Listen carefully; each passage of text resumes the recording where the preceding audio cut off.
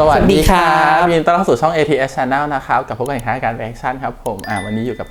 พวกพี่นะครับผมกับการ reaction เรื่องคาดนะครับหรือ The Eclipse EP สุดท้ายนะครับ EP ที่12นะครับผม EP แล้วเขาเหมือนกับโอ้โหตูมตา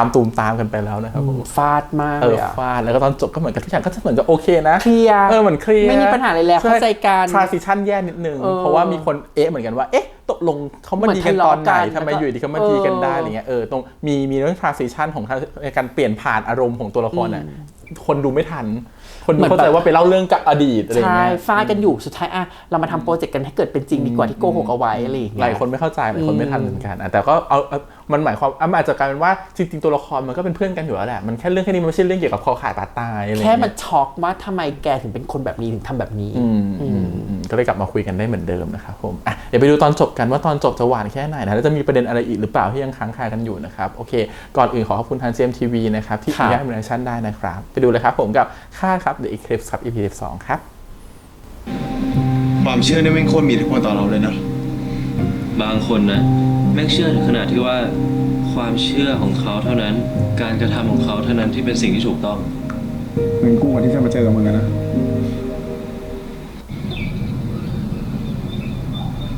ไม่ปรากฏหลักฐานว่าแก๊งประท้วงมีคนหนุนหลังครับผมคิดว่าพวกเขาทำกันเองพวกสร้างปัญหานัดหมายผู้ปกครองของเด็กพวกนี้มาพบฉันนะได้ครับแล้วเรื่องนายอับกับนายถั่วพูนัดหมายคณะกรรมการสอบสวนหรือยังครับผมให้อาจารย์ชนิจัดการแล้วครับกรรมการว่างพร้อมกันพรุ่งนี้ครับ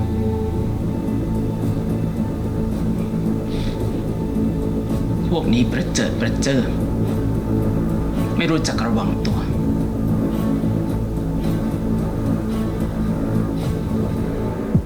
เหมือนพูดกระทบเราเหมือนอาจจะรู้ได้ว่าเป็นแบบแฟนกันคบกันอะไรเงี้ยแล้วก็แบบหันมากระทบแบบประเจิดไม่จักระวังตัว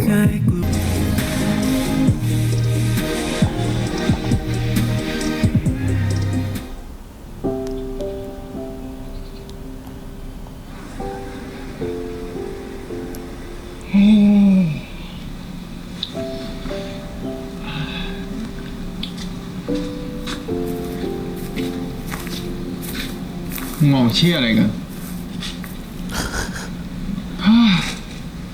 ทำไมกูต้องมาคู่กับเด็กเนิร์ดอย่างมึงด้วยวะแม่งน่าเบื่อไม่หนุกเลยวันหลังมึงไม่ต้องปกป้องกูแบบนั้นอีกแล้วก็ได้นะเว้ยกูชินแล้วใครจะบูลลี่อะไรกูอะกูไม่สนใจหรอก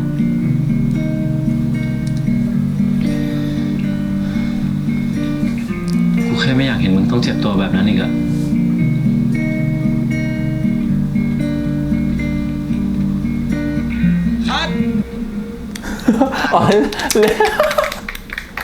ด็กคอมเมนทารีจ้ะเฮ้ยเมื่อกี้พวกกูเล่นเป็นไงบ้างวะแค่เดินผ่านนะเห็นพวกกูป่ะ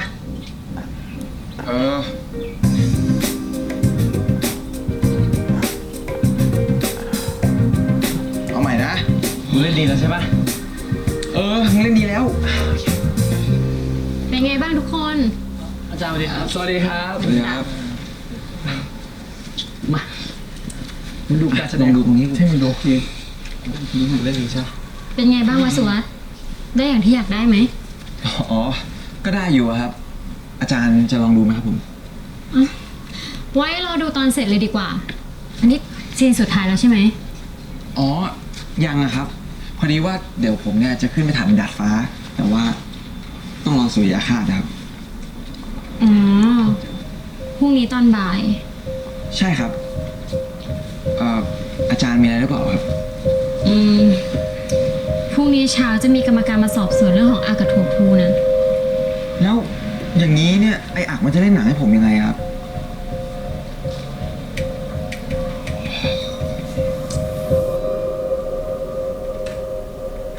ขออนุญาตค่ะไหนกรรมการสอบนี่ไงก็ครูในโรงเรียนแต่งตั้งกันเองไงสารเตี้ยไงพูดเหมือนจะมีแต่คนนอกก็คนในกันทางนั้นนี่หว่ากับตั้งสารเตี้ยกันเองอะจ๊ะ เนี่ยทุกคนแบบทุกคนพร้อมนัดพรุ่งนี้คือพร้อมนัดพรุ่งนี้เรื่องวุ่นวายทั้งหมดนี่ เกิดขึ้นเพราะเธอสองคน น่าผิดหวังมาก คนหนึ่งเป็นถึงประธานชมรมสารวัตรนักเรียน อีกคนเป็นถึงหัวหน้าห้อง พวกเธอทำลายเกียรติของสุภโลแบบนี้ได้ยังไง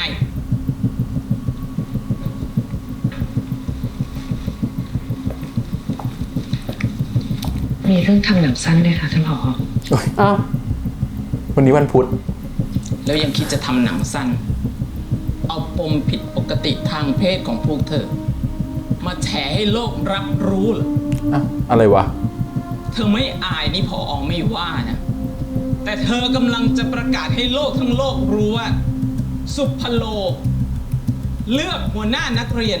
ที่ไม่สมบูรณ์แบบมาทำหน้าที่อย่างนั้น เออ ขออนุญาตค่ะ ดิฉันว่าเรื่องทำหนังสั้น กับเรื่องรสนิยมทางเพศของนักเรียน ไม่ใช่เรื่องที่เราจะพิจารณากันในวันนี้ค่ะ แล้วคำว่าผิดปกติ ผมว่า เข้าเรื่องดีกว่าครับครูไหว ค่ะวาระการพิจารณาวันนี้เป็นเรื่องของการลงโทษนักเรียนที่สวมรอยสร้างสถานการณ์อาถรรพ์สุภโลค่ะท่านผอ พอน่าชอบเสือตอนมีอาถรรพ์เนี่ย อืม ตามระเบียบของโรงเรียน บทลงโทษว่ายังไงคะ อาจารย์วรี บทลงโทษก็คือ ให้พักการเรียนอย่างน้อย1 เทอม หรือให้พ้นสภาพการเป็นนักเรียนสุภโลค่ะ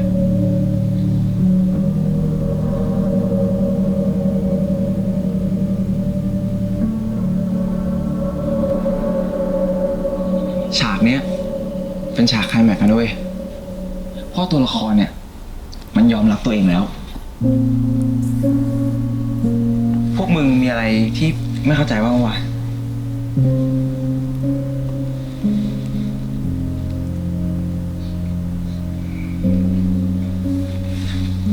เฮ้ย ไอ้คัน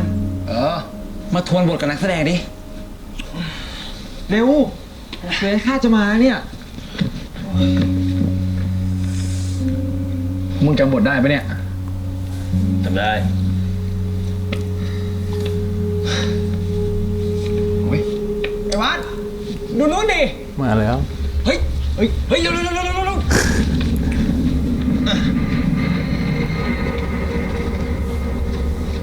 เฮ้ย ทุกคนสแตนบายนะเลดC2 คัน1 เทค 1 and action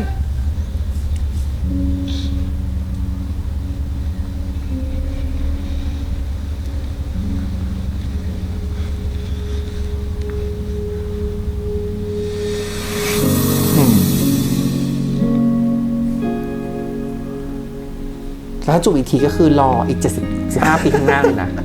ก็จะหมุนมาอีก1 รอบ วัด มึงไม่สั่งใครก่อนเหรอ แค่เป็นกูที่ผ่านมา กูก็พยายามแบกทุกอย่างหนักไว้จะตายอยู่แล้วอะแต่ตอนนี้กูไม่สนใจละ ถ้ากูสามารถเลือกอะไรเองสักอย่างหนึ่งได้ กูอยากเลือกที่จะบอกกับมึงว่ากู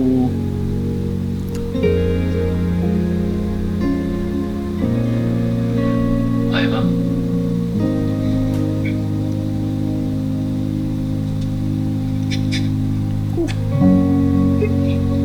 น้องบ่นไหมเนี่ย น้องปวดสิเนี่ย น้องบดอยู่แล้วเนี่ย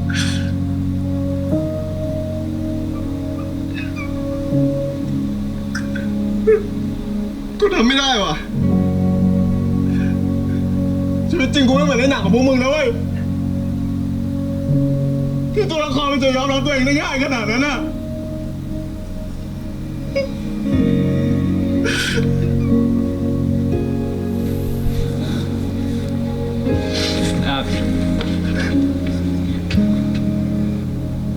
รักมึงนะเว้ยแล้วกูก็อยากให้มึงรักตัวเองเหมือนกัน เข้าใจใช่ไหมนี่มันคือสิ่งปกติเว้ย นี่มันเป็นเรื่องปกติ เราคือธรรมชาติที่มันไม่ได้แตกต่างจากทุกคนเลยเว้ยอะใ รจะมองไงก็ช่างแม่งดีวะ อย่างน้อยอะเราแค่ปกติในสายตาเราก็พอป่าวะ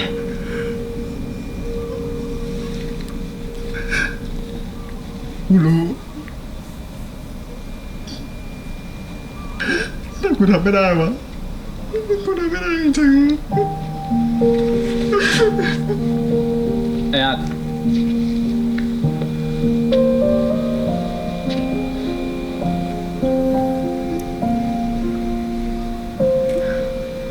กูขอโทษนะ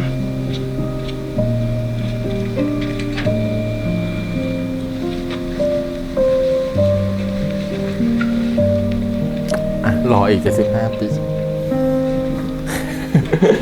ถึงตอนนั้นก็อยู่ในอายุประมาณสักละ90 กว่าแล้วอะเกือบ90อะไรเงี้ย เพื่อนเมื่อกี้พอสุริยคราสปุ๊บดวงเคลื่อนไงดวงเปลี่ยน เริ่มต้นใหม่ ต้นไม้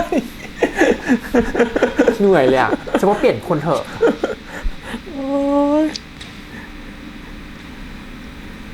ไงมึง โอ้โห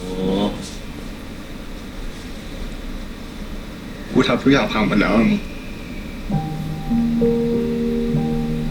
ไม่เป็นไรมึง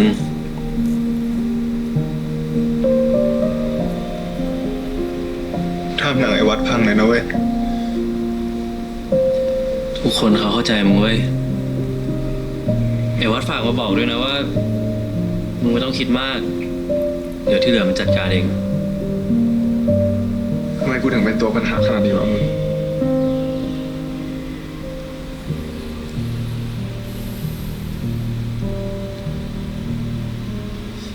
ไม่ใช่ตัวปัญหาอ่ะ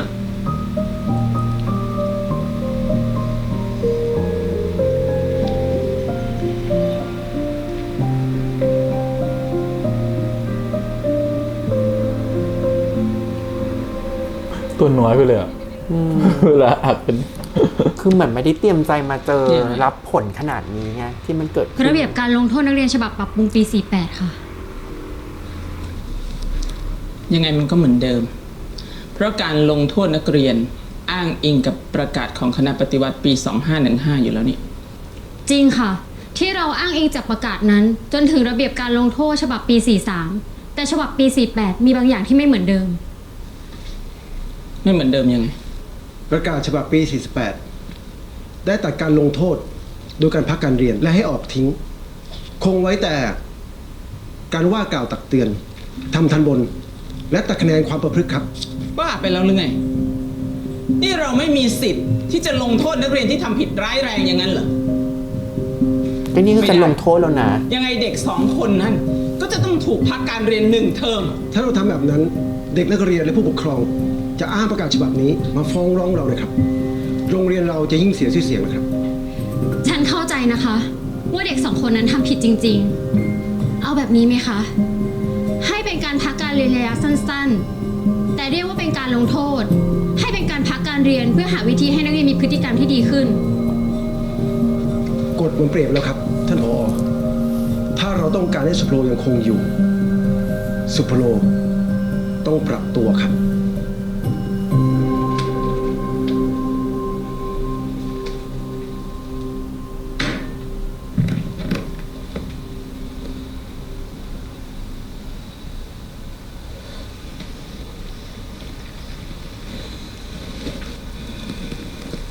เวลาออกแน่เลยอะ แล้วนี่อะไรอีก ใบลาออกของผมครับ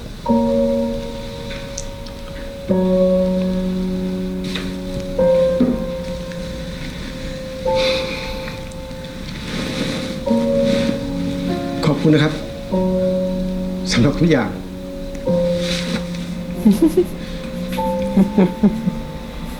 เขาก็รักของเขาแหละทำงานด้วยกันมาอยู่ด้วยกันมา ให้เป็นคนให้โอกาสเขาด้วยมั้งน่าจะให้ทุนให้สักอย่างด้วยอะก็สำหรับเป็นนักเรียน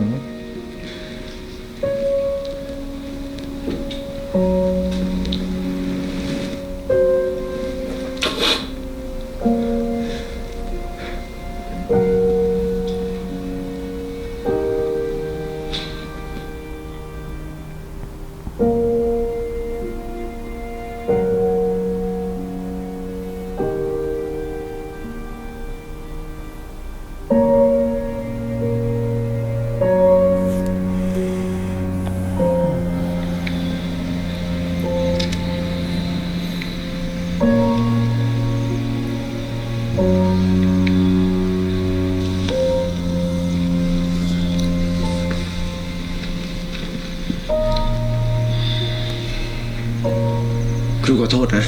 อักสำหรับทุกอย่างขอบใจเธอมากนะอายัน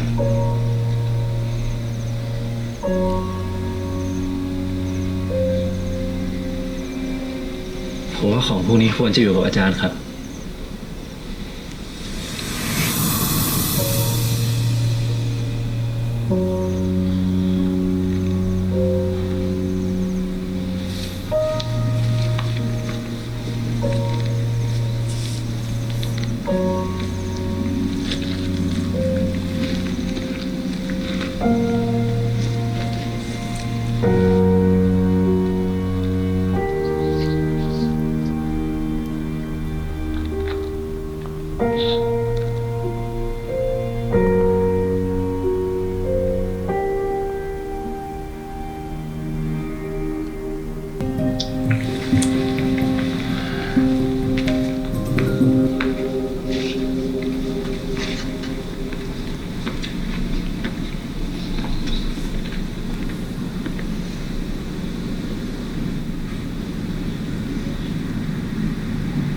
กูขอโทษนะเว้ย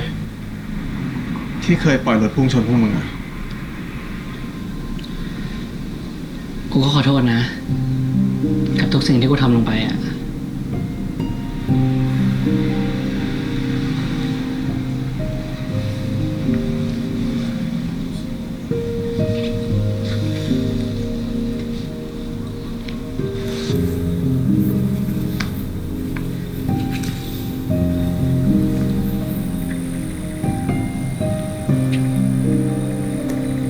ไว้เจอกันนะ เพื่อน แล้วนี่มึงอยู่หอหรือว่าไปไหนวะ กูว่าจะกลับบ้านอะ งั้นโชคดีมึง แต่คงจะโดนพักสัก2 อาทิตย์อะไรอย่างเงี้ยนะ โชคดีนะมึง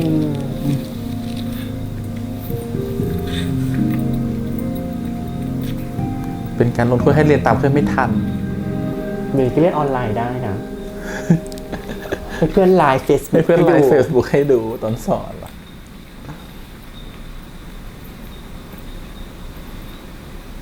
พร้อมไหม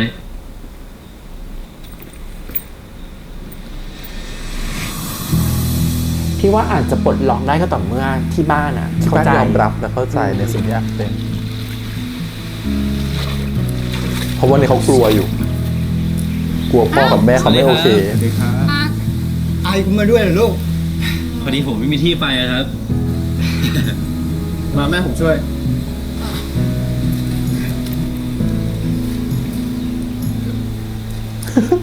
งงว่ามันไปโรงเรียนกันเหรอ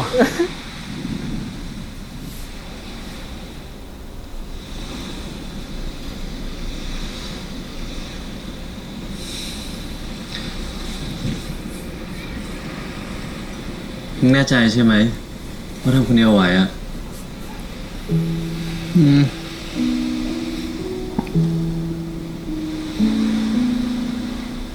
แต่พี่ว่านะพื้นฐานครอบครัวพ่อแม่พร้อมที่จะให้อภัยลูกทุกอย่างอยู่แล้ว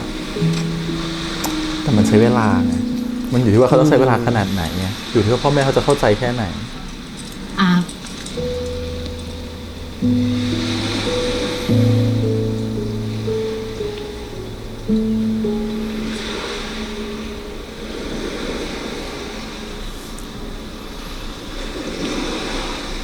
ผมโดนพักการเรียนครับ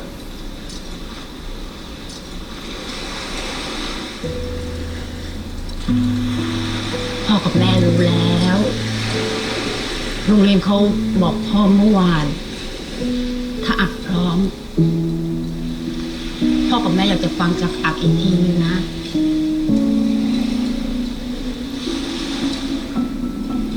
ผมทำเรื่องที่เลวร้ายมากๆลงไปครับ ผมไม่รู้ด้วยซ้ำว่าคนพวกนั้นจะให้อภัยผมหรือเปล่า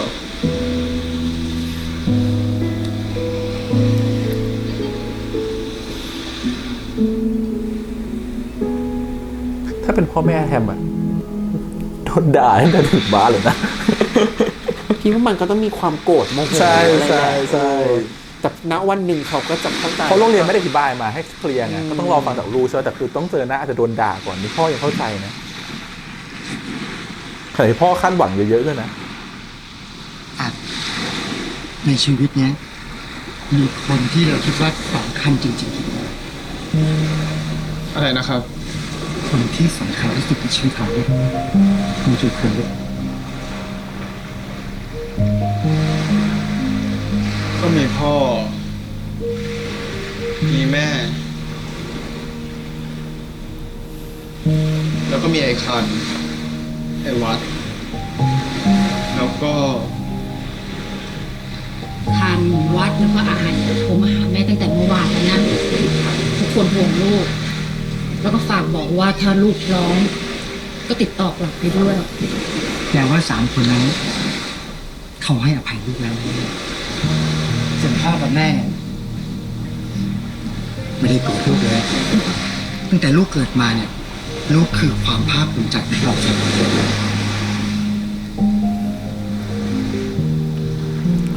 แต่ผมอาจจะทำให้พ่อกับแม่ผิดหวังก็ได้นะครับ ผมมีอีกเรื่องหนึ่งที่ยังไม่เคยบอก อ่ะเรื่องอะไร เนี่ยจะรู้เรียกพ่อแม่ ดูซิว่าพ่อแม่จะรู้อยู่แล้วหรือเปล่า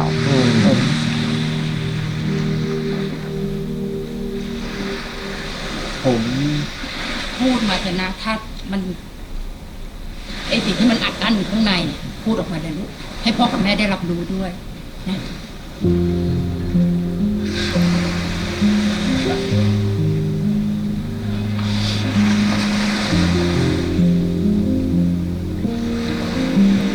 ผมชอบผู้ชาย ผมชอบผู้ชาย ผมรู้ว่าพ่อกับแม่ต้องเสียใจมากแน่ ไม่เลยลูก พ่อไม่เคยเสียใจเลยลูก พ่อแค่เป็นห่วงหนูมากกว่าทนมานานแล้วใช่ไหมลูกกว่าจะกล้าพูดมันออกมา เก่งมากลูกไอ้ลูกชาย หมดพ่อแม่อุดมคติอ่ะ แปลว่าไม่ใช่เขาเพิ่งรู้ไงเขารู้มานานแล้วแต่แค่เขาไม่พูดเขารอให้ลูกพูด แต่ถึงเขาไม่รู้อ่ะเขาก็เหมือนแอคชั่นเหมือนกับแบบโอเคถึงลูกไม่เป็นอะไรถึงก็ยังโอเค คือลูกของพวกเรา ประสบการณ์ชีวิตไม่เคยเจอแบบนี้นะฮะก็เลยรู้สึกแบบดีจัง กินกันเลยดีกว่า นานๆก็ได้กินข้าวพร้อมหน้าพร้อมตากันนะกินอะไรลูก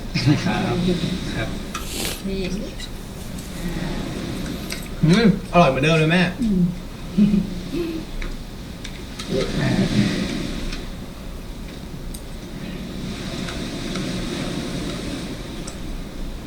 ความจริงเริ่มไหม พ่อครับแม่ครับ จะฝากตัวเลยไหมล่ะ ความจริงเริ่มไหม ถ้าผมกับอัดไม่ได้เป็น แค่เพื่อน ไม่ได้เป็นแค่เพื่อนกัน ความจริง3 เรื่องวันเดียวพ่อแม่อะรับไหวไหมลูก พ่อกับแม่จะรังเกียจผมไหมครับ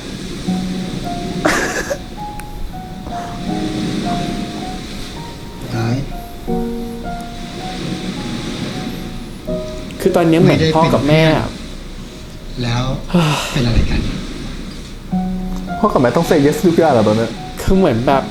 มันโอเวอร์เวมอะมันเกินแล้วว่ามัน เกินล้น ล้นออกมาแล้วอะ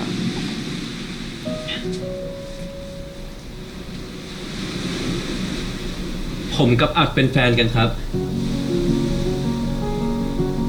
คบกันมาสักพักแล้วครับพ่อ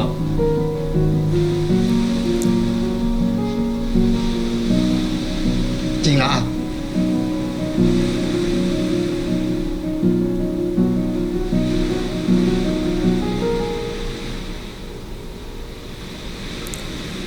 จริงครับพ่อ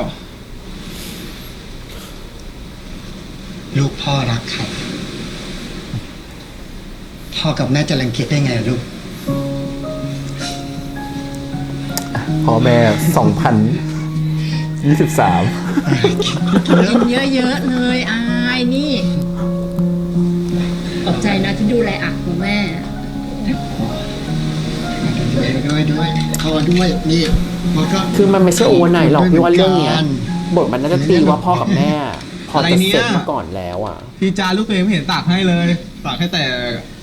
แฟนลูกไง นี่แฟนลูก แม่จัดมา ตากให้ด้วยเลย นี่ตักให้เยอะกว่าไออีกอ่ะมาไป2 ชิ้นเลย คนเนี้ยมันเก่งมากเลยนะ ที่กล้าบอกความจริงกับพ่อแม่มึงอะ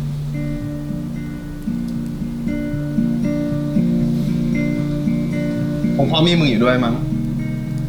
เลยทำให้กูกล้าขนาดเนี้ยขอบคุณนะ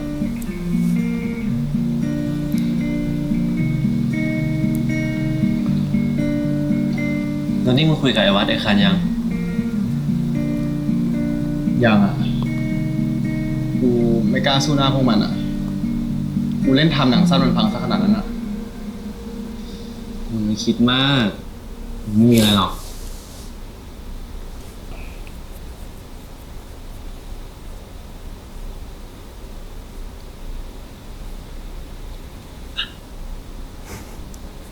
พระอะไร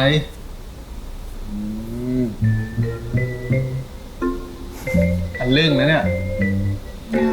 กูหมายถึงว่าไปนอนกัน กูขับรถมาเหนื่อยทั้งวันน่ะง่วงแล้ว เหนื่อยแล้วเหรอ กูก็นึกว่าคืนนี้เราจะ จะอะไรวะ เปล่าเนี่ยเนี่ย ฉลอง จะอะไร ไปนอนดีกว่า เนี่ย โอ้ยนอนหลับแล้ว พูดมา ไม่หลับแล้ว ไอ้อาร์มึงอย่าแกล้งหลับดิมึงบอกกูมาไอ้อาร์ทำไร ไม่ ไอ้อาร์ พอแล้วไปนอนไป ไปนอน จะอะไรบอกมาก่อน ไปนอนไปเสียงดัง โอเค ตัวเล็กตัวใหญ่มาก นอนก็ได้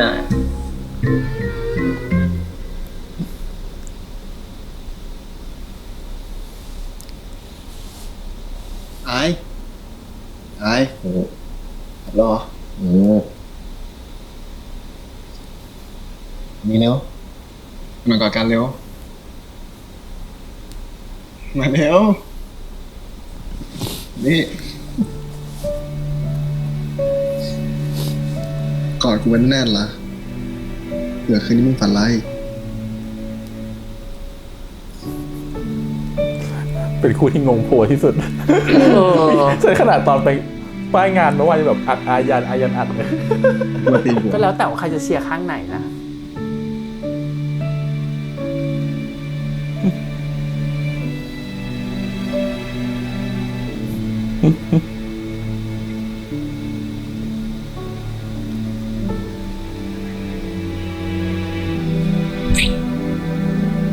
วันคู่วันขี้ไหมล่ะ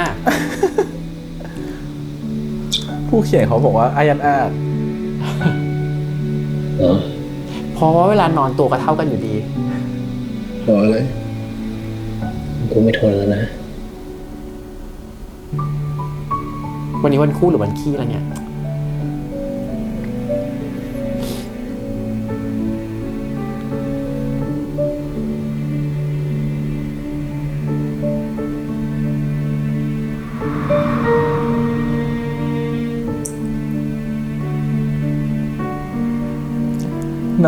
นอนไอเราก็ไปเขี่ยเขามาเองอะ ไปเรียกเขามาไง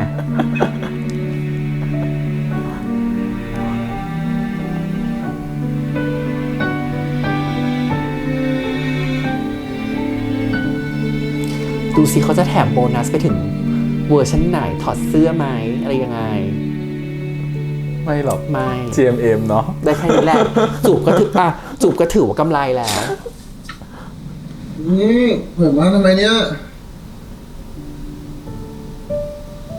ว่าจะตื่นแล้วมึงอ่ะเชียร์เหรอ เพลียเหรอ ใครเพลีย รู้เลยว่าใครลุก ต่อยรอบไหมล่ะ ฉันว่าเธอน่าจะเพลียมากกว่านะไอ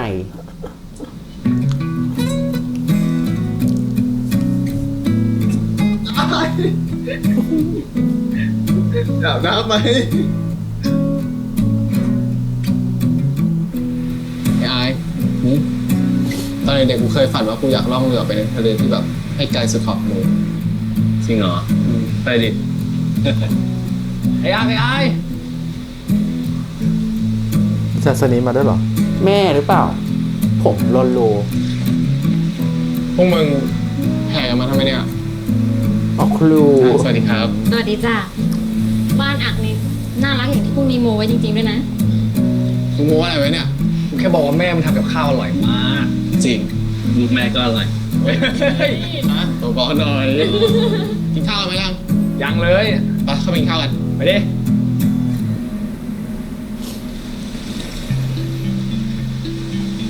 อาจารย์ไม่ลงทะเลด้วยล่ะ ไม่ละค่ะ ขอยืนดูอยู่ตรงนี้ดีกว่า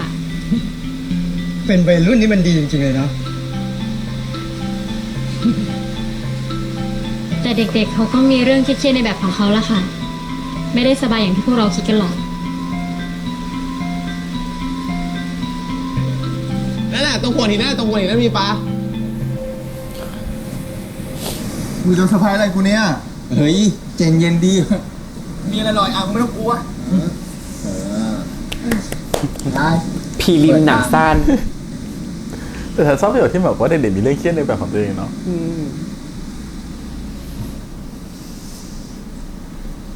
อะไรของมึงเนี่ย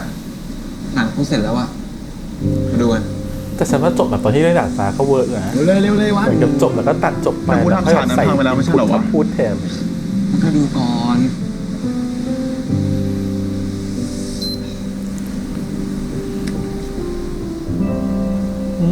คาดเป็นอีกคำที่เรียกสุริยคราส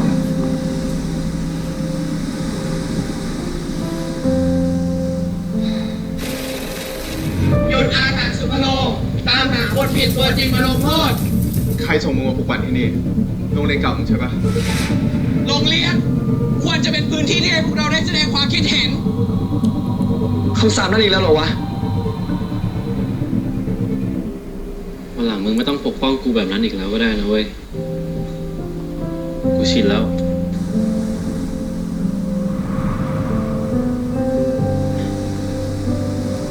อะไร กูกลัวมึงหายไปอีกอะ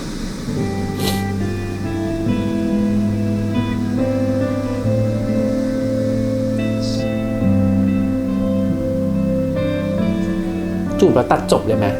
ไม่ตอนที่บอกว่า เหมือนในหนังของพวกมึง รู้ว่าตัด อ๋อไม่ตัดด้วยว่ะ คือตัวละครมันจะยอมรับตัวเองได้ง่ายขนาดนั้นน่ะ แล้วแค่ปกติในสายตาเราก็พอบอกว่า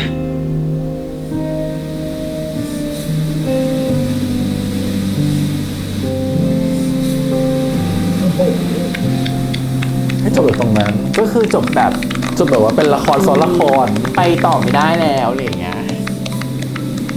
นึกว่าจะจบแบบว่าตัดจบแล้วอินพุตคอนเทนต์ มึงไม่ได้ตัดฉากนั้นออกเลยเหรอวะ ก็มึงจริงใจดิกูจะตัดได้ไง แต่ภาพออกมาเจ๋งมากเลยนะวะ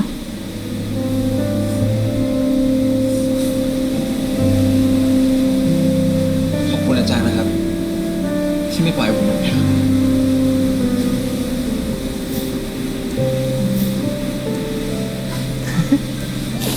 อ้าวชนเอ้ยเธอไปดิเดี๋ยวกูไปปิ้งก่อนนะ รอแป๊บหนึ่งเมา เคยซื้อให้อะไรเหรอ แอลกอฮอล์ ซื้อปิ้งครับ มากับครูไง กูซื้อให้ นี่เวลานอกราชการไม่ใช่อยู่ในเวลาโรงเรียนแล้วทำกันทุกอย่าง แต่ในค่ำคืนนี้ก็อยู่พร้อมหน้าพร้อมตากันหมดละกระผมนายคันลอง และนายถั่วปูมีเรื่องจะบอกทุกคนครับ เครื่องอะไรอะ คือกูสองคนอ่ะ จะคบกันแบบเปิดเผยนะ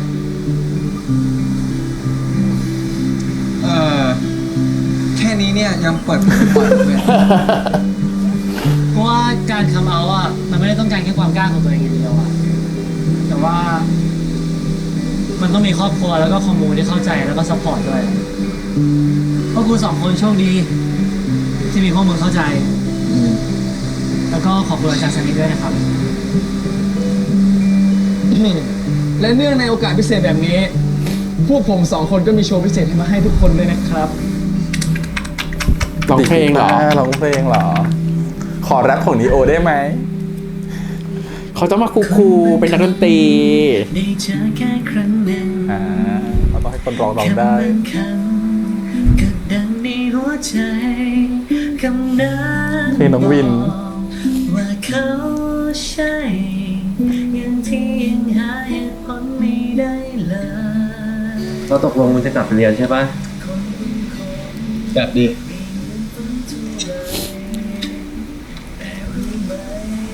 มีทั้งเพื่อนๆแล้วก็อาจารย์ที่คอยซัพพอร์ตผมขนาดนี้กูจะกลัวอะไรอ่ะ แล้วกูอ่ะ กูไม่ซักมึงเหรอ ฮะ อ๋อรู้แล้วนะถ้าไม่มีมึงนะกูไม่รู้เหมือนกันว่ากูจะผ่านมาถึงจุดนี้ได้ยังไง เธอ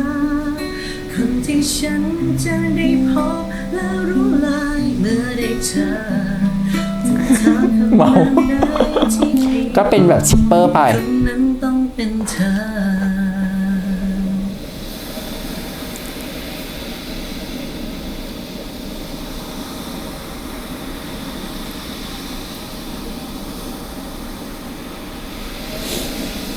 อ๋อคนอื่นนะ เขาขึ้นห้องกันไปหมดแล้วเหลือเรา2 คนนี่แหละ ทำไมมึงอยู่ตรงเนี้ย แล้วมึงจะให้กูลุกยังไงก็มึงนอนทับกูอยู่อะ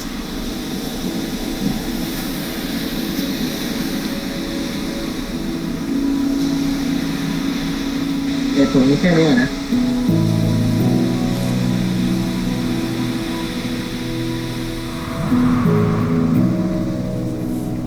เรื่องนี้นะ โพลเนี้ยนะ แล้วแค่เนี้ยพอ แรง ปะ ทุกคน เรื่องอะ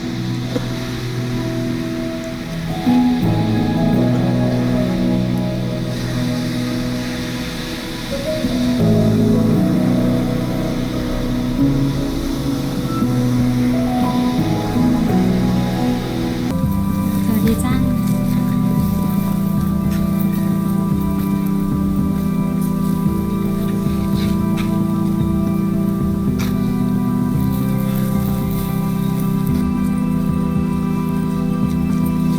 สวัสดีครับอาจารย์ สวัสดีครับ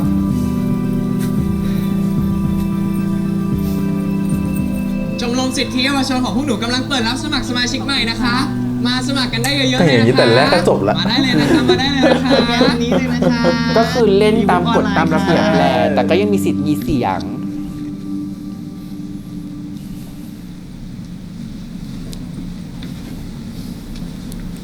ยินดีต้อนรับกลับโรงเรียนนะครับพี่ ดาวน์โหลดอีบุ๊กพวกหนูได้ดิ พี่อักพี่ถั่ว รับในปิวพวกหนูหน่อยสิพี่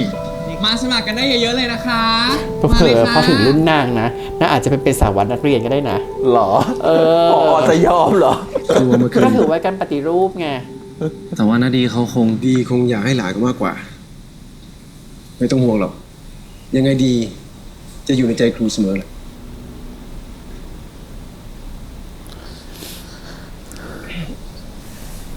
เมื่อวานครูเจอเมฆ พี่เมฆเป็นไงบ้างครับอาจารย์ ผมเห็นว่าเขาเป็นเด็กมหาลัยแล้วน่าจะเท่น่าดูเลยนะครับ เขาป่วยเป็นโรคซึมเศร้า ต้องดรอปเรียน1 ปี เห็นพ่อเขาบอกว่าเมธอะเข้ากับสังคมใหม่ไม่ได้คงเป็นเพราะโรงเรียนเราแหละที่ทำร้ายเขาเยอะ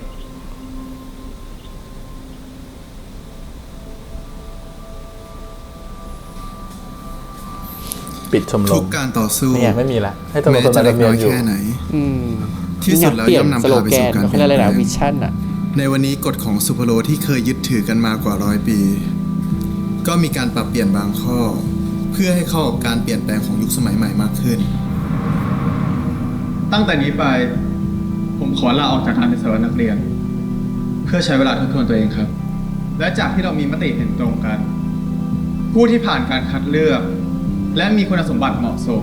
ที่จะมาเป็นสารวัตรนักเรียนคนใหม่ นั่นก็คือ นายนโมธรรมรงธรรม อ๋อสารวัตรนักเรียนยังอยู่ แค่เปลี่ยนกฎรูปแบบ ยินดีด้วยนะ ขอบคุณครับ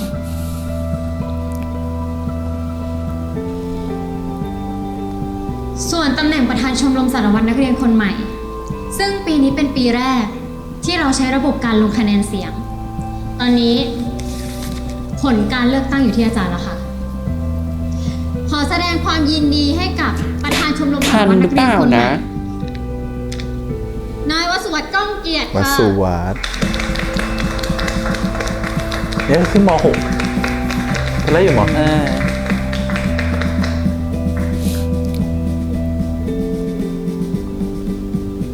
ยินดีด้วยนะ ผมครับ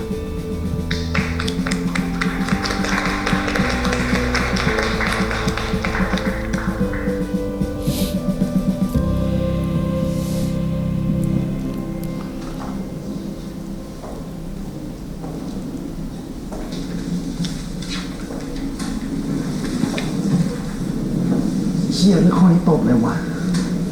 ยากชิบหาย ท่านรอง ครับ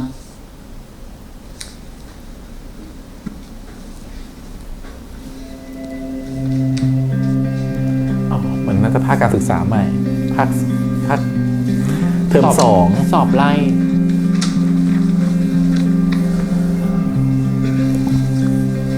2ม .6 กันหมดแล้ว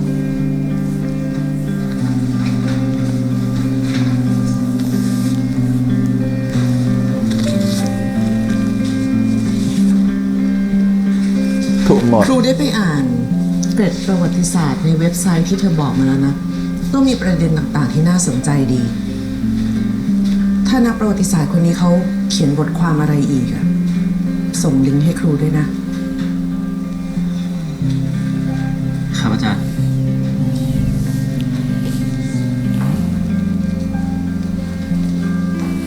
อีก 20 นาทีจะหมดเวลา ออกจากห้องสอบช้าจังนะมึงอะทำไม่ได้ดิ กูอ่านทวนอยู่เว้ยเขาเรียกว่าไม่ประมาท เหนื่อยไหมที่ต้องแบบว่าคอยปก เปลี่ยนไปเปลี่ยนมา กูชนะมึงอยู่แล้วป่ะ แต่คราว แต่ นี้ก็ จะไม่ จริง เปลี่ยน ด้วย นะรอแล้วก็แบบ มึงก็รู้ ต้อง ว่า พก จริง ไป เมื่อไหร่ 2 ตัว 3 ตัว ไม่ชนะ หัวแต่โม้อยู่นั่นแหละ ก็มีเสื้อคู่นะ เสร็จแล้ว เมื่อก่อนมีตัวเดียวตอนนี้มี 2 ตัวแล้วนะ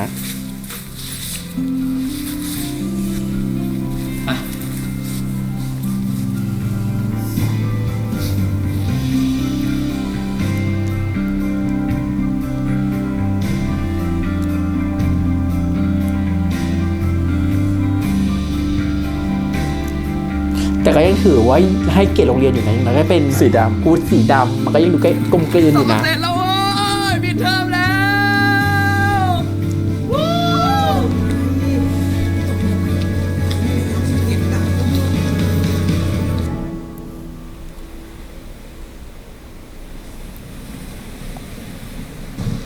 ถึงเวลาที่มึงต้องปล่อยน้ำมึงไปแล้วนะเว้ย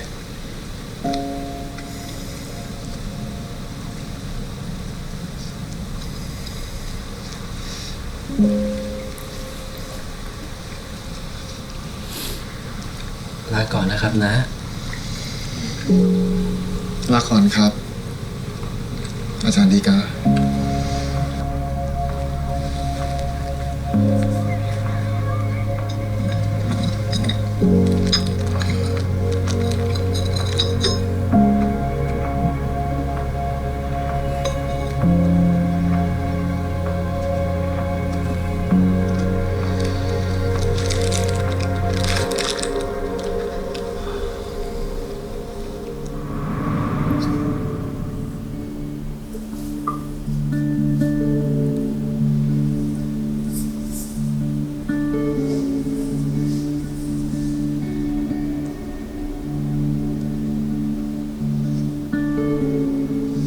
สลับเข็มเหรอ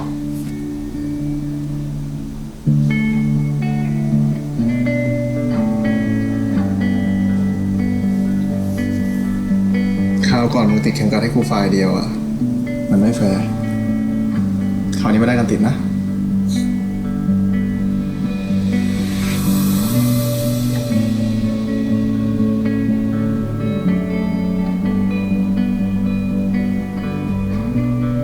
ชอบว่ะเหมือนแลกแหวนแต่งงานเลย ม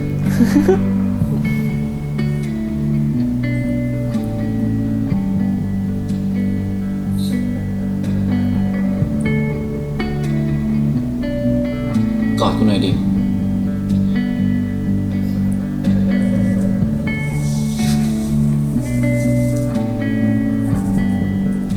ตัวมึงอุ่นจังเลยดิ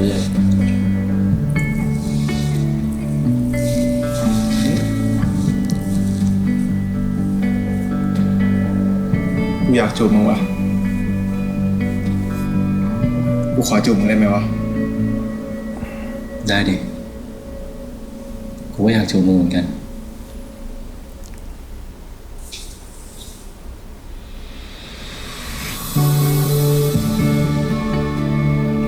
เดี๋ยวจะไม่ผ่านเลยคอนเซนต์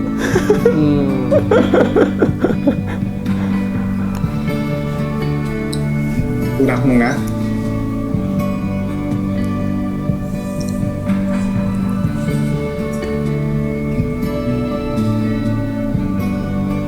เรื่องนี้ก็จุกเปลืองอยู่นะ อิ่มอยู่ จริงๆเขาไปมากกว่านั้นไม่ได้เขาต้องจูบให้อิ่มข้างหลังดูดิในโลกที่วกวนกับผู้คนที่ใจร้ายเธอเหมือนแสงจันทร์ที่ส่องมาเปลี่ยนโลกที่มืดมนเสกดาวขึ้นจนเต็มฟ้า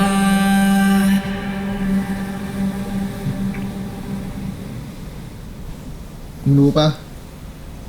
กูโคตรชอบเลยนะเว้ย ท้องฟ้าเวลาที่ไม่มีอะไรมาบังแบบเนี้ย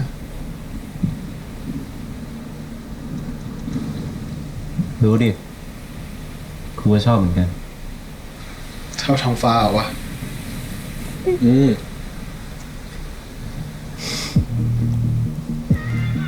แต่กูชอบเวลาที่มีมึงอยู่ข้างๆกูมากกว่านะไอ้อัก Now I'm over the moon และถ้าหากฉันได้พบไป ร้อนไหมแบบเนี้ย ร้อนสิ ร้อนมากอ่ะ แล้วมันกางร่มไม่ได้ด้วยมันเบื่อ น้องเก่งมากนะ มันไม่ใช่ช่วงแดดร่มด้วยแต่เพื่อภาพที่สวยงาม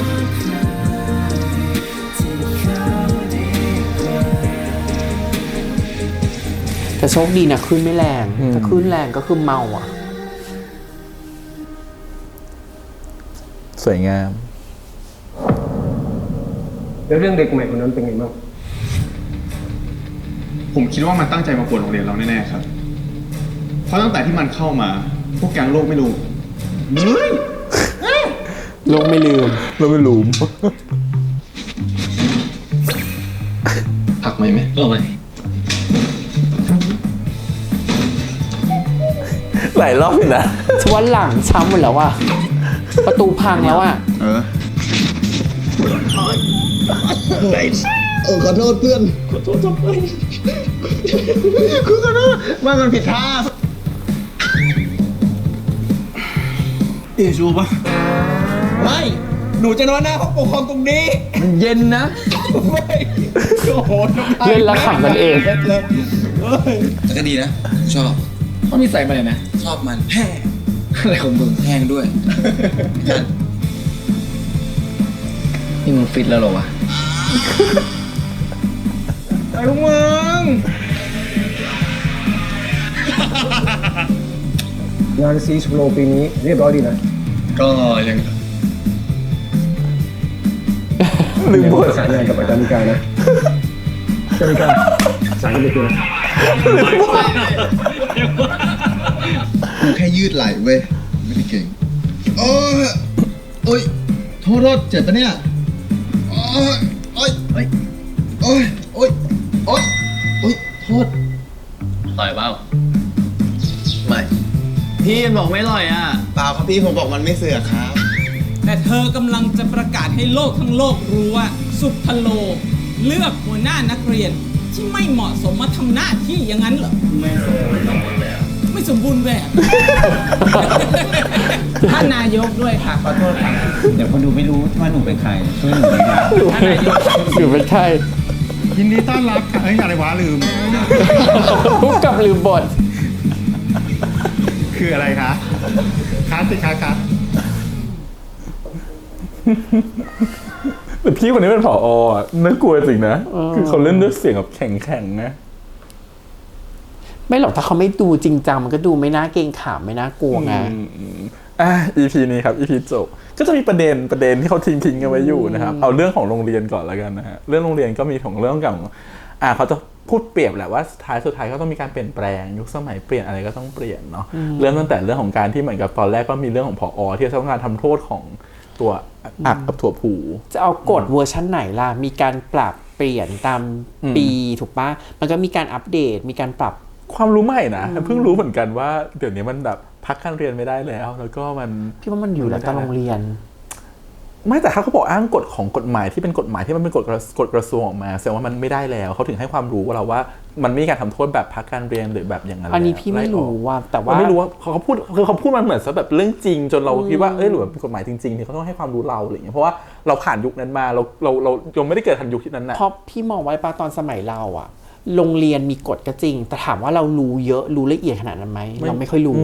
และส่วนใหญ่กฎน่ะไม่ค่อยเปลี่ยนแล้วเขาจะเขียนเป็นแบบพี่ว่ามันกว้างอะ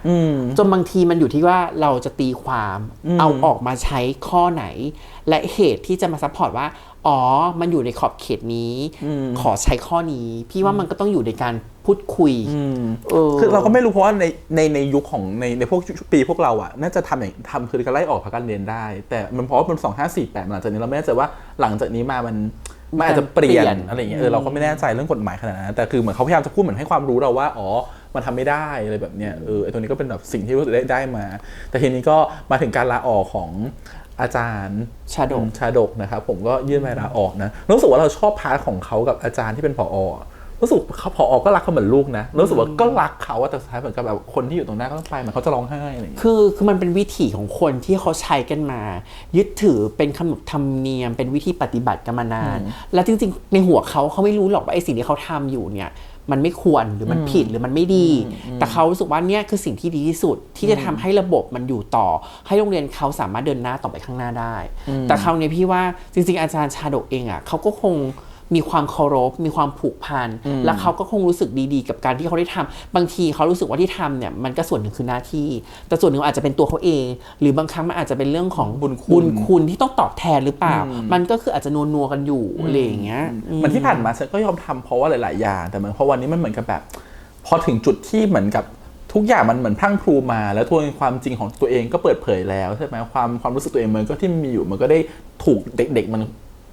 ฟื้นฝอยตะเข็บขึ้นมาใหม่เงี้ยเพราะความรู้สึกคือเขาอาจจะต้องกลับมาคุยกับตัวเองว่าตกลงเราต้องการอะไรกันแน่อะไรเงี้ยเขาถึงเลือกจะแบบลาออกไปและพี่ว่าส่วนหนึ่งเขาคงรู้สึกผิดและเขาต้องการจะรับผิดชอบโดยการที่เขาลาออกแต่ก่อนที่เขาจะออกเขาก็ทิ้งท้ายไว้ว่า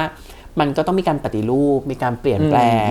ตามยุคตามสมัยถูกป่ะแล้วก็ปรับการลงโทษกับเด็กๆเขาไม่ชัวร์ว่าตรงนั้นน่ะมันได้เข้าที่เข้าทางแล้วเขาถึงโอเคนี่คือรับผิดชอบส่วนหนึ่งฉันจะลาออกชอบอีกซีนที่แบบว่าเขาไปกินข้าวกับตอนที่อักกับอายันมาแล้วบอกว่าพูดเกี่ยวกับเรื่องพี่เมธแล้วเขาก็รู้สึกว่ามันทำให้มันเป็นการตอกย้ำว่าสิ่งที่เขาทำมันผิดว่าไอ้วัฒนธรรมต่างๆที่มันหล่อหลอมพี่เมธมาเขาเข้าอยู่มหาลัยเขาอยู่ไม่ได้แทนที่จะเป็นแบบสุภาพบุรุษที่อยู่ได้ทุกที่แต่กลายว่าเขาอยู่ไม่ได้ในโลกยุคใหม่เพราะว่าเขาอยู่ในขนบแบบเก่ามาแล้วอยู่ดีพอไปเจอโลกยุคใหม่มันอาจจะปรับตัวไม่ถูกอะไรอย่างเงี้ยแค่เรามองอย่างนี้ดีกว่าโรงเรียนมันก็เหมือนกับการทำงานในบริษัทเนาะแต่ละบริษัทจะมีกฎและมี culture หรือวัฒนธรรมขององค์กรที่แตกต่างกันเวลาเราเปลี่ยนบริษัทใหม่ๆเปลี่ยนเพื่อร่วมงานใหม่ๆระบบการทำงานกฎกติกาต่างๆมันก็มีการต้องปรับตัวนะมีหลายๆคนที่ไปแล้วปรับตัวไม่ได้ก็ซึมเศร้าไม่ใช่ว่าดีหรือไม่ดีนะแต่พี่มองว่ามันเป็นที่ตัวบุคคลว่ามันมีการเปลี่ยนแปลงเยอะไหมแล้วไอ้สิ่งที่เขาทำเขาสามารถทำได้หรือเปล่าซึ่งวัฒนธรรมองค์กรหรือวัฒนธรรมพวกนี้หรือสภาวะแวดล้อมมีผลต่อตัวเราเพราะว่ามันคือการปรับตัวเพราะว่าเหมือนที่พี่แบดพูดเลยถ้าสมมติว่าอย่างแฮมอย่างเงี้ย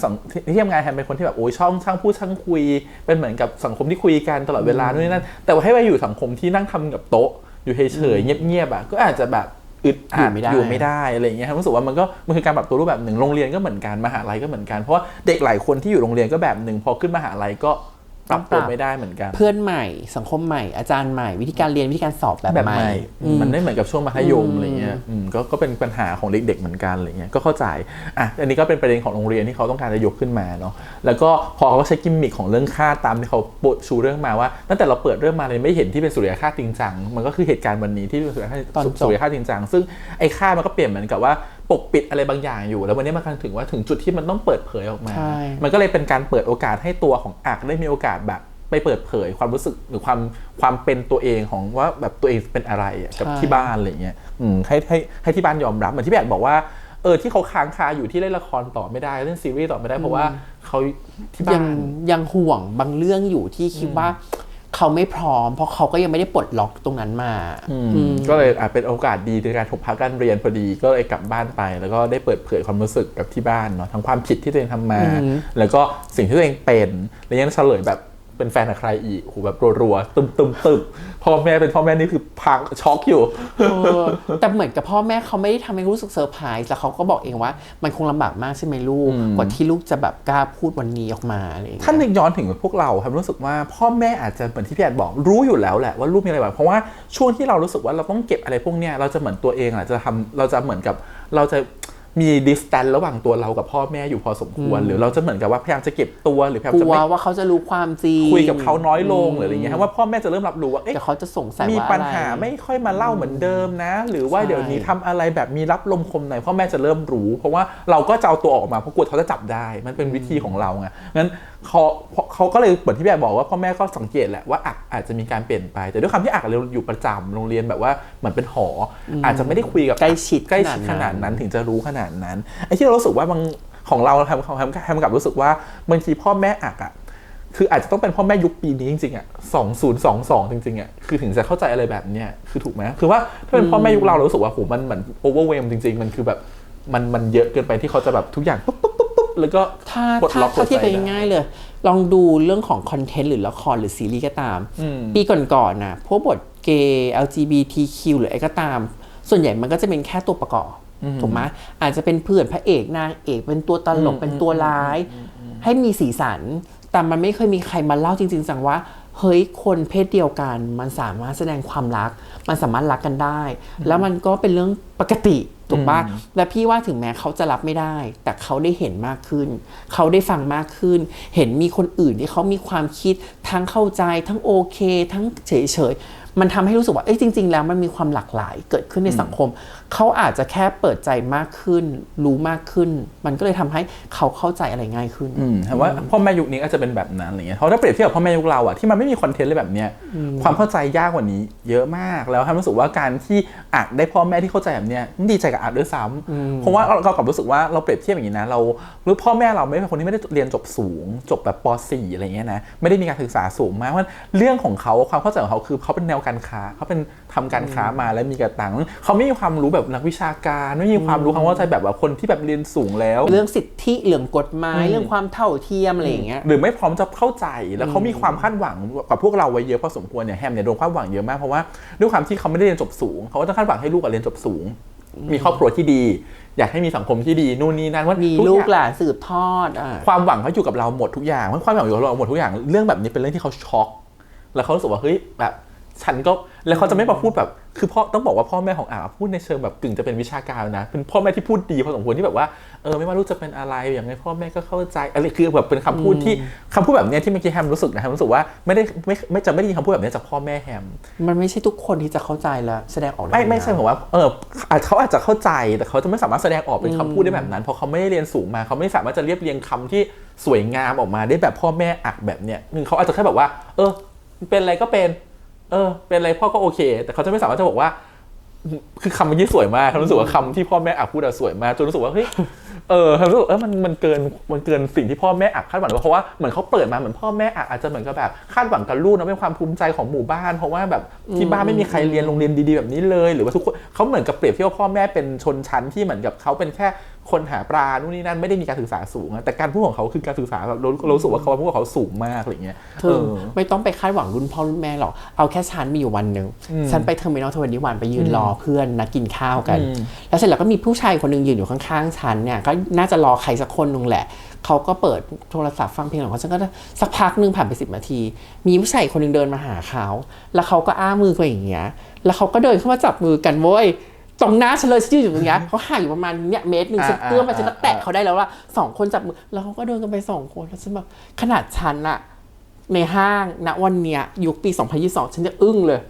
แต่นึกถึงสภาพพ่อแม่เราสิถ้าพ่อแม่ฉันเห็นอะไม่พ่อแม่เห็นทุกวันนี้ก็ยังเป็นแบบนี้นะยังคล้ายๆกันเขาก็ยังอึ้งอยู่อะไรอย่างเงี้ยคือถามว่ารับได้ไหมก็พอเขาเข้าใจมากขึ้นแต่เหมือนกับว่าแฮมรู้สึกว่าเขาก็ไม่สามารถจะกั่นกรองคำพูดออกมาเพื่อจะคุยกับลูกได้สวยแบบเนี้ยแฮมรู้สึกว่าด้วยประสบการณ์ที่ผ่านมานะอาจจะเป็นพ่อแม่บางคนอาจจะทำได้แต่เท่าที่ประสบการณ์ที่คุยกับเพื่อนในวัยเดียวกันทั้งหมดอะไม่มีพ่อแม่คนไหนกั่นออกมาเป็นคำพูดได้แบบเนี้ยได้เข้าใจแบบนี้น่าฟังแล้วดูแบบเขาอกเข้าใจซัพพอร์ตทุกอาจจะแค่แบบว่าอาจจะทำปล่อยผ่านไปอาจจะแค่กอดลูกโอเคกับสิ่งที่ลูกเป็นอะไรแบบนี้แต่ไม่สามารถที่จะมาคุยกับลูกแบบด้วยบริบทถึงความเข้าใจขนาดนี้รู้สึกว่าพ่อแม่อาจรู้สึกแบบบางทีมันก็มันแฮมไม่รู้นะว่ามันจะมีแบบนี้หรือเปล่าในชีวิตจริงอะไรเงี้ยแต่แค่รู้สึกว่าพอเขียนรู้สึกว่ามันถ้าได้พ่อแม่แบบนี้มันคงจะแบบเพอร์เฟกต์มากๆอะเอางี้นะถ้าเธอนั่งอยู่อะแล้วมีคนที่มีอิทธิพลในชีวิตเธอเข้ามาอยู่ตรงหน้าแล้วเขาพูดเรื่องอะไรที่มันสำคัญมากแล้วมันมีผลทั้งตัวเขาและชีวิตของเธออะมันเหมือนโดนตีหัวนะมันเหมือนจะเวอร์งงแล้วกูจะรู้สึกยังไงกูควรจะพูดยังไงกูควรจะเข้าใจเขาเลยไหมหรือว่าถ้าเขามีปัญหาจะปลอบใจเขายังไงหรือถ้าเกิดเขาต้องการกำลังใจฉันควรจะให้กำลังใจยังไงมันคงแบบมันต้องมีจังหวะนิดนึงอย่างเงี้ยคือรู้สึกว่าถ้าเรื่องนี้เป็นเหมือนพ่อแม่หยุดไปก่อนนิดนึงแล้วค่อยกลับมาพูดในวันต่อมาแฮมยังจะพอซื้อนะรู้สึกว่ามันเหมือนกับพ่อแม่มีจุดเหมือนกับแบบไปปรึกษากันไปคุยกันคิดเป็นคำพูดมาแล้วไม่ใช่แบบว่าฟังปุ๊บแล้วคิดปุ๊บแล้วออกคำรู้สึกว่าโหไวมากอ่ะรู้สึกว่าเป็นเราเจอแบบนี้ถ้าเป็นพี่ชายอักอ่ะเรายังไม่รู้จะแบบพูดได้ดีเท่าพ่อแม่ณวันนี้เลยหรือเปล่าอะไรเงี้ยรู้สึกว่าแค่บทตัวนี้มันดูอาจจะเพราะว่ามันไม่มีพื้นที่ในการเล่าแล้วเขาต้องการให้มันแบบไม่ต้องจริงจังกับเรื่องนี้มากจนเกินไปประเด็นมันเป็นประเด็นรองแหละเป็นประเด็นรองเลยไม่อยากให้มันจริงจังมากเกินไปแต่เขารู้สึกคือในเมื่อเรื่องมันถูกเขียนว่าเป็นฆ่ามันคือการที่อักมันปกปิดความเป็นตัวเองไว้อ่ะรู้สึกว่าจริงๆมันก็เป็นประเด็นใหญ่สำหรับตัวอักนะเพราะฉะนั้นจริงๆอ่ะแฮมว่าถ้าเป็นซีนแบบนี้แบบเข้าใจอ่ะควรจะเป็นแม่อายันมากกว่าคือถ้ารู้สึกว่าจังหวะอะไรแบบนี้ควรจะให้พื้นที่กับเรื่องของพ่อแม่ของอักนิดนึงเพราะว่าเล่ามาพูดแบบเนี่ยในฐานะเราเป็นพ่อแม่นะเราก็ควรจะเข้าใจและสิ่งใดที่ทำให้ลูกเขามีความสุขอะไรอย่างไรแบบนั้นมันควรจะมีอาจจะเป็นแม่คุยกับพ่อหรืออะไรแบบนี้คือจะมีพาร์ทที่คุยกันเองรู้สึกว่ามันน่าจะมีให้เวลากับพ่อแม่ตรงนั้นนิดนึงแต่เข้าใจเพราะว่าพื้นที่ในการเล่ามันอาจจะไม่พอเนาะแต่พอเราแค่รู้สึกว่าในเมื่อประเด็นของเรื่องมันคือคาดมันคือตัวอักอะมันก็ควรจะให้พื้นที่ตรงนี้หน่อยหรือเปล่าอะไรเงี้ยรู้สึกว่าพอวันหนึ่งมันดูอุดมคติเกินไปทั้งที่เรื่องมันไม่เรื่องคนผูกปุ่มมามันไม่ได้อุดมคติขนาดนั้นนะแต่อยู่ดีพอเจอพ่อแม่ไปรู้สึกว่าเฮ้ยเรื่องมันดูเขาไอเดียลเกินไปหรือเปล่าอะไรเงี้ยนิดนึงแล้วก็พี่จะขอพูดอย่างนี้อย่างนึงคือพี่มองว่าการเล่าเรื่องแบบเนี้ยจริงๆเขาอาจจะมองแค่ว่าให้เรื่องมัน completeแต่ด้วยจังหวะและเวลาเขาอาจจะกระชับบางส่วนยืดบางส่วนแต่พี่รู้สึกนะสำหรับ EP สุดท้ายอ่ะพี่มองว่ามันเป็น happy ending แต่มันจะมีความแบบอื่นผสม happy ending อ่ะมันจะมีความหน่วงไงก็ไม่รู้ว่าเพราะว่าตัวเขามันยังมีประเด็นคาอยู่มันก็เลยมันต้องแบบมันไม่แฮปปี้สุดๆไงมันไม่แฮปปี้คือเอาแบบพาร์ทสุดท้ายอะไรอย่างเงี้ยหลังจากที่บอกพ่อแม่นี่ก็เริ่มแฮปปี้แล้วอะไรอย่างเงี้ยปลดล็อกกับอาจารย์ชาดกไปลอยอังคารนะตัวเองอีกโอ้โหอะไรมัน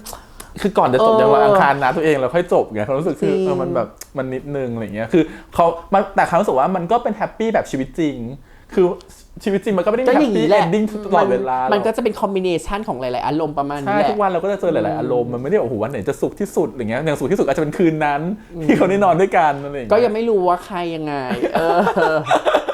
แต่เรื่องกำกวมนะพี่จะทำให้ดูแบบว่าว่าเอาดีก็ถึงที่ว่าเรื่องมันไม่จำเป็นต้องว่าให้บรรทัดฐานว่าต้องเป็นแบบนี้นะเป็นโรไหนอะไรเงี้ยเพราะจริงๆมันเป็นการที่มันเป็นโรไม่โรมันคือเรื่องบนเตียงนะรู้สึกนะเพราะว่าเวลาใช้ชีวิตด้วยกันอ่ะบางทีมันไม่กำหนดโรนะบางทีอาจจะนิสัยคล้ายๆกันด้วยซ้ำบางทีอาจจะดูสาวเหมือนกันด้วยซ้ำหรือบางทีอาจจะดูแมนเหมือนกันด้วยซ้ำคือมันไม่ได้เป็นตัวบอกว่าคุณจะโรไหนอะไรเงี้ยจริงๆเขาแค่อาจจะแบบจูบเสร็จแล้วก็จับมือ อะไรอย่างนั้น นอน ขอเสื้อด้วยโอเคจับมือแอร์เสียจะรอนิดนึงทีนี้ครับรู้สึกว่าการที่มันโรพวกเนี้ยที่คุณกำหนดขึ้นมาว่าจะเป็นนู่นนี่นั่นหรือว่าจะเป็นมันคือเรื่องบนเตียงซึ่งมันเป็นเรื่องส่วนตัวบางทีมันไม่ได้จะเป็นต้องมารู้ว่าโรของนั้นเป็นใครเป็นอะไรแล้วต้องฟิกซ์อยู่อย่างนั้นอันนี้คือที่พูดเพราะอะไรมาเพราะบางทีบางคนชอบนะที่จะมาเสริมคมคือชอบถามว่าเธอเป็นลูกหรือเป็นลับอะคำถามแบบนี้ฉันรู้สึกว่าไม่ต้องรู้ไหมฉันจะลุกขึ้นมาบางวันได้ไหมหรือวันที่ฉันก็อยากจะรับได้ไหมคือมันเป็นเรื่องของฉันฮอร์โมนเหวี่ยงวันนี้อยากจะเป็นอย่างนี้ทำไมคือทำรู้สึกว่าแค่คุณรู้เป็นเกย์ก็พอแล้วนะอะไรอย่างเงี้ยคุณไม่จำเป็นต้องรู้หรอกว่าสเตตัสเขาเป็นยังไงลุกหรือรับอะไรอย่างเงี้ยอาจจะเพราะว่าด้วยความที่พื้นฐานของคนที่ถามอาจจะเป็นชายหญิงไงพอชายหญิงมันเก็ตง่ายว่าชายเป็นลุกผู้หญิงเป็นรับใช่ไหมมันเก็ตง่ายแต่พอเป็นเกย์มันอยากจะรู้ค่ะความอยากรู้ของคนรู้สึกแบบแล้วมันจะเป็นโพลไหนกันนะคืออะไรที่มันเราไม่รู้เราก็จะอยากรู้ทันทีไงใช่แต่จริงมันเป็นเรื่องที่ไม่ดีไม่ต้องรู้ก็ได้นะครับไม่สมควรอะไรเงี้ยไม่ใช่เรื่องไม่ดีเรื่องส่วนตัวถ้าเขาอยากจะบอกเขาบอกเองเพราะเขาเป็นลุกหรือเป็นรับโอเคทีนี้ก็เป็นเรื่องของความรักของทั้งคู่ในตอนจบแล้วก็มีอายันพอได้บอกกับพ่อแม่ไปเรียบร้อยปุ๊บก็ปลดล็อกก็เต็มที่กับตัวอายันชอบซีนที่อายันบอกว่าเป็นแฟนจริง นี่คือแบบเพิ่งบอกว่าเป็นเกย์วันนี้ผมเป็นแฟนต่อ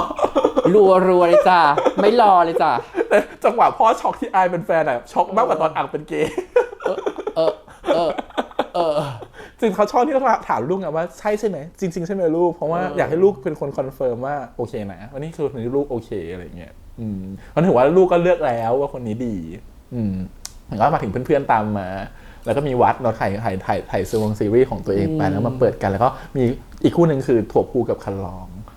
แต่เรื่องจริงคู่นั้นเขาจบไปก่อนหน้านี้แล้วแต่ชอบความที่เหมือนกันมาจับมือกันว่าเดี๋ยวเราจะโอเพ่นแล้วนะแค่นี้ไม่โอเพ่นหรอครั้งที่แล้วมันยังยืนประกาศกลางโรงอาหารอยู่เลยฉันจำได้นั่นคือพูดเล่นเหรอและนี่คือพูดจริงเหรอหรือยังไงฉันงงแต่ถั่วพูนี่แซ่บนะอะไรว่าคันลองเขาแบบเขาไม่ค่อยแบบว่าเขาไม่ค่อยรู้ก่อนใช่ไหมไม่เป็นไรเดี๋ยวฉันทำหน้าที่นั้นเองฉันอะบอกแล้วว่าฉันเป็นถั่วพูเพราะฉันถือกติอะไรวะครั้งแรกเนี่ยเราต้องนิ่งๆแต่ถ้ามันผ่านครั้งแรกไปแล้วทำไมล่ะฉันมีสิทธิ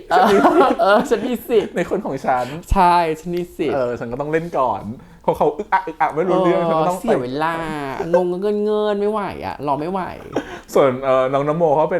นแฟนบอยชิปเปอร์เห็นแล้วเป็นลมหมดแรงนอนไปเลยส่วนเรื่องจำนงจันนันจันเนียนเป็นพี่รู้สึกว่ายังไงถ้าสมมติว่าอยู่ดีเขาโดนทำแบบนี้กับคนตรงหน้าเหมือนจะคนฆ่าเขาพี่ว่าถ้าเขาเข้าใจ intention นะรู้ว่าสิ่งที่ทำมันอันตรายต่อชีวิตเขาถูกปะเป็นการข่มขู่เนาะแต่ว่าสุดท้ายแล้วถ้าเราเข้าใจว่าที่เขาทำไปเพื่อให้มันเกิดกระแสเพื่อให้มันเกิดแรงกระเพื่อมเพื่อให้เกิดการเปลี่ยนแปลงพี่ว่าพี่โกรธแต่พี่ก็จะบอกว่า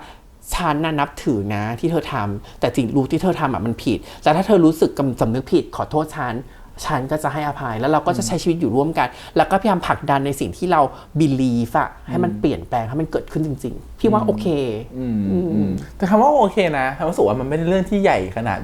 นั้นอะไรเงี้ยแต่จะใหญ่ตรงเรื่องเอาชีวิตนู่นนี่นั่นเนี่ยอุบัติเหตุบาดเจ็บอะไรอย่างเงี้ยตรงนั้นก็นิดนึงเพราะว่ามันมีฉายตรงกระถางอะไรอันตรายเพราะว่ามันโดนหัวก็ตายได้อะไรเงี้ยก็จะมีตรงนั้นนิดนึงแต่ก็โอเคก็ถือว่าตอนหลังก็ได้เคลียร์กันนะครับผมก่อนที่จะมาสู่พาร์ทสุดท้ายที่แบบว่าเรื่องของพี่อาจารย์นิกาที่เอากระดูกไปลอยอังคารก็เหมือนกับการปลดปล่อยเพราะไอ้ยันก็ผูกกับอาจารย์นิกามาตั้งแต่ต้นจนมาถึง EP นี้อะไรเงี้ยเพราะเขารู้ความจริงหมดแล้วไงเขารู้ว่าอาจารย์ชาดกอาจารย์นิกาเป็นยังไงใครเป็นคนฆ่าเขาไม่ได้ฆ่าแต่มัน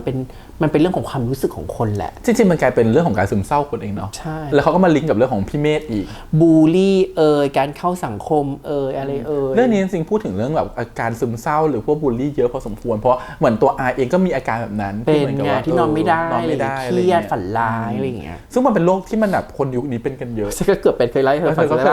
วที่ฉันไปทำงานอยู่ต่างประเทศแล้วฉันนอนไม่ได้แล้วฉันก็รู้สึกแบบเหมือนชีวิตมันไม่มีความสุขและเป็นโรคกลัวการนอนหลับเพราะถ้าฉันนอนหลับปุ๊บตื่นมาฉันต้องไปทำงานคล้ายๆกันเลยสุดท้ายฉันก็เลยลาออกจากงานนั้นกลับมาทำงานอื่นที่มันทำให้ฉันมีความสุขมากขึ้นอะไรอย่างเงี้ยแล้วคนคิดว่านี่ไม่ใช่โรคนี่มันเป็นโรคจริงๆนะฮะพี่ว่าอยู่ไปนานๆพี่เป็นนะมันเป็นโรคจริงๆเพราะว่าด้วยความที่สารสื่อประสาทมันผิดเพี้ยนไงมันก็คือโรคอย่างความเครียดมันทำให้ร่างกายทำงานผิดปกติเกิดการอักเสบในร่างกายคนตอนนี้เหมือนกับตอนสมัยรุ่นเราไม่ค่อยมีโรคนี้นะแต่ตอนนี้เยอะมากแล้วเพื่อนๆเราก็เริ่มเป็นกันหลายคนอะไรเงี้ยด้วยความแล้วว่าด้วยสภาพสังคมการความเครียดสภาพแวดล้อมอาหารอะไรอย่างเงี้ยหลายๆอย่างโซเชียลเนี่ยทำให้พวกเราเครียดขึ้นเยอะจริง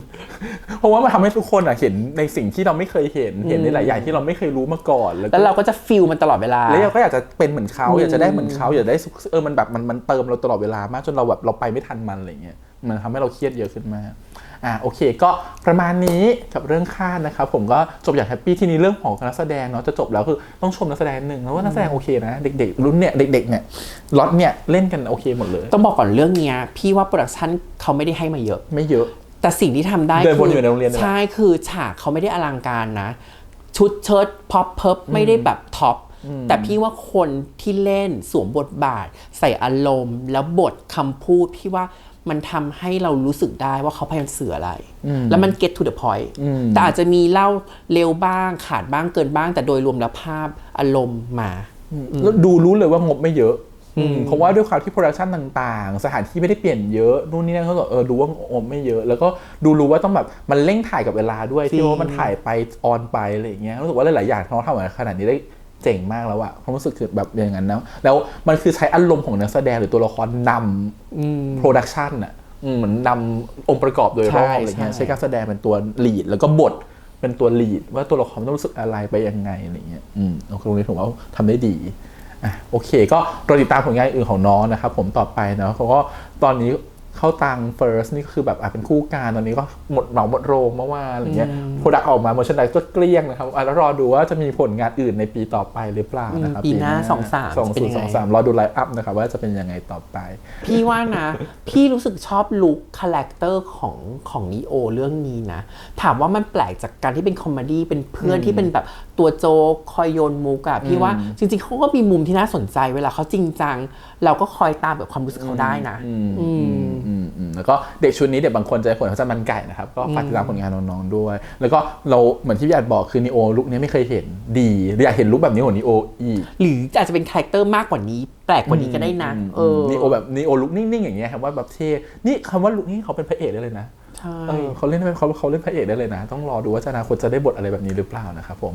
รอติดตามกันละกันครับแล้วก็ฝากไว้ด้วยนะครับผมกับช่อง ATS Channel นะครับผมใครที่ตามกันมาก็อย่าลืมฝากกด subscribe ให้ด้วยนะครับผมติดตามกันด้วยแล้วกดไลค์กดแชร์ให้ด้วยนะครับผมแล้วก็ติดตามได้4ช่องทาง YouTube Instagram Twitter แล้วก็ Facebook ครับผมเอาไว้เจอกันเรื่องหน้าของ GMTV นะครับน่าจะเป็นแฟนผมเป็นประธานนักเรียนแต่เขาเบรกไปก่อนสัก2 สัปดาห์ก่อนไม่ทันถ่ายไม่ทัน